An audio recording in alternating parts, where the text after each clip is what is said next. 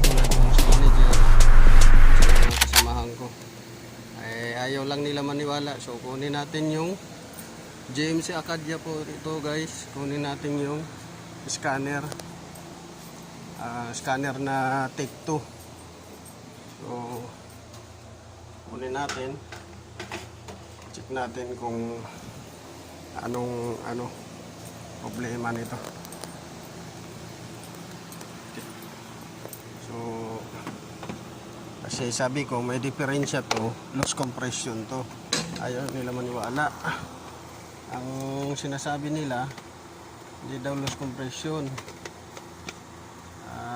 Computer, nagpalit na ng computer. So nagpalit na ng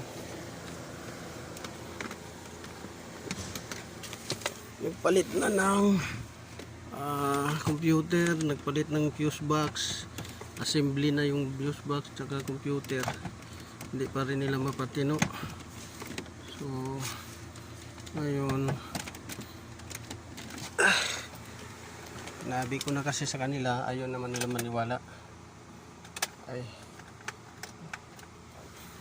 kalang na biyata nakakabit yung battery guys. So kabit lang natin, hindi nga nakakabit. So kabit natin, ayan.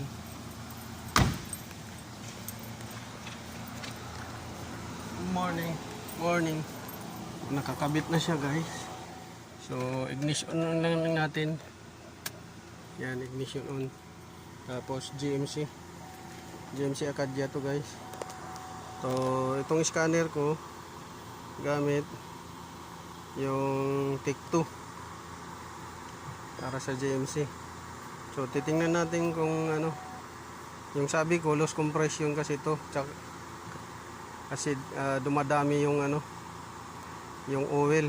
So lumulusot yung compression at saka lumulusot yung fuel doon.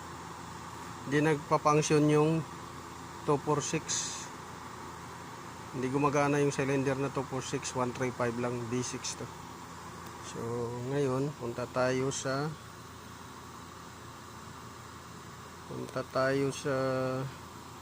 enter natin, diagnose, tapos 2009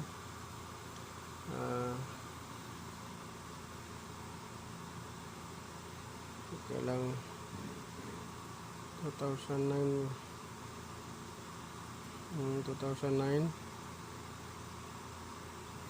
teka lang medyo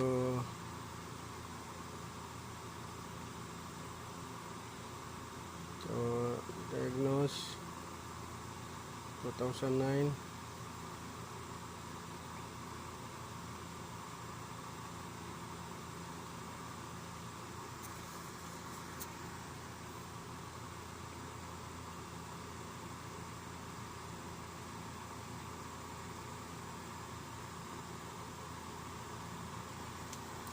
Ano lang natin reset guys, kasi hindi na naman nila binura. Yan yung minsan pagka hindi nila binura yung paggamit ng nila ibabalik, minsan nagluluko tong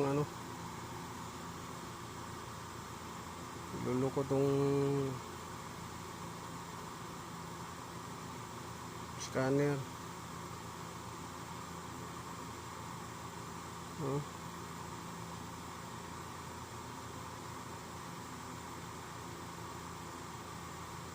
Luluko.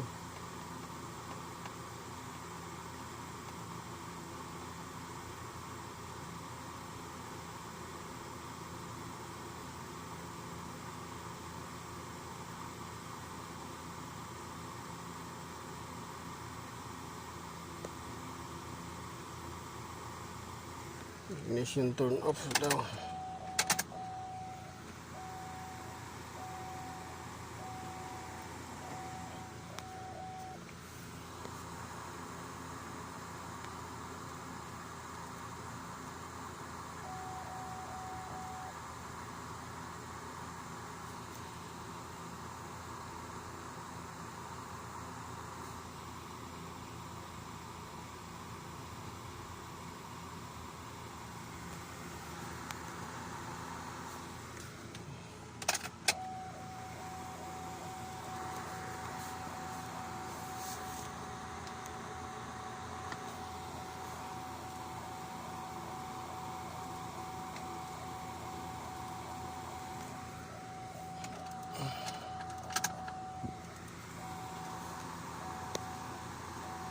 babalik lang natin itong ano, nagluluko yung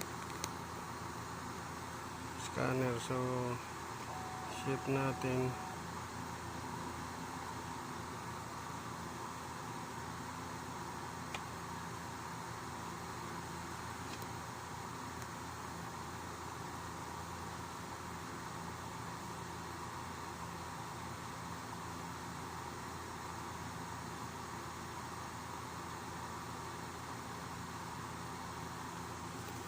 Daming lamok guys.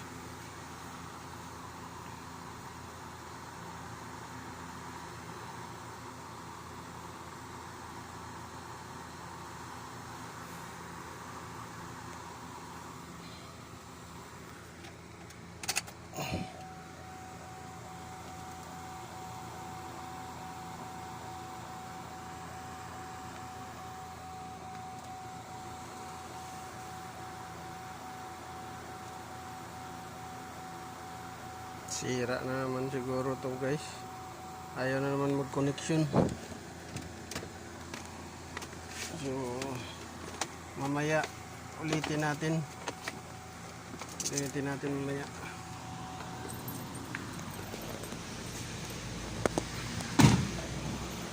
Ulitin natin mamaya. Mukhang nasira na naman tong TikTok.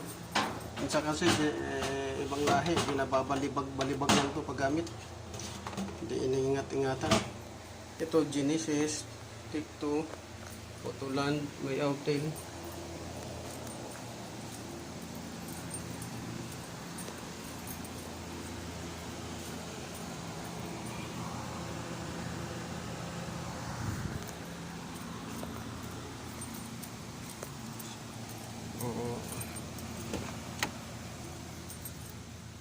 Bunutin natin yung battery.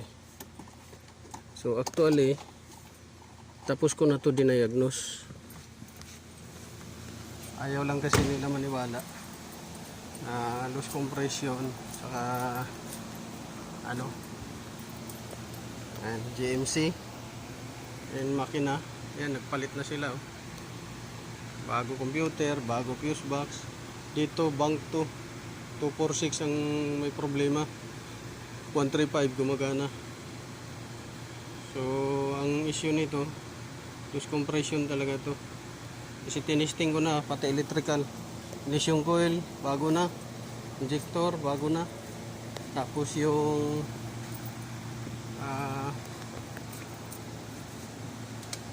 spark plug bago na rin. Spark plug bago na rin. Tapos ignition coil bago. May kurente naman. Tapos may bagong injector. Tapos bago rin yung connector. So mamaya i-update ko kayo guys kung ano.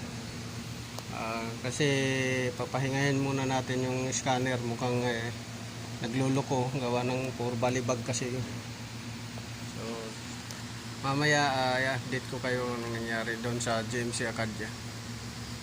So tapos ko na yun na-diagnose.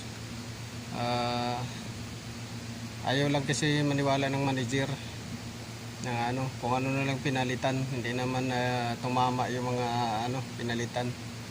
So mamaya i-update ko kayo kung ano talaga ang desisyon ng manager.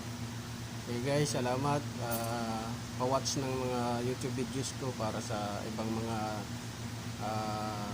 detalye about automobiles. Salamat.